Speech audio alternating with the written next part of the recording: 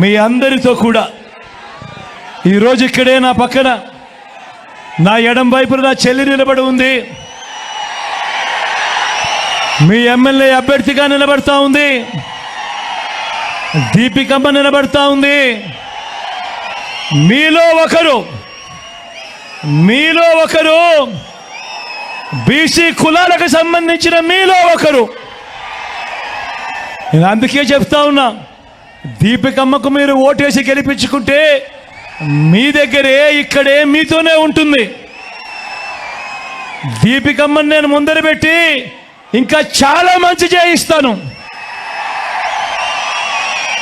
మీ అందరి చల్లని దీవెనలు ఆశీస్సులు దీపికమ్మపై ఉంచవలసిందిగా సవినయంగా మీ అందరితో కూడా మనవి చేస్తా ఉన్నా.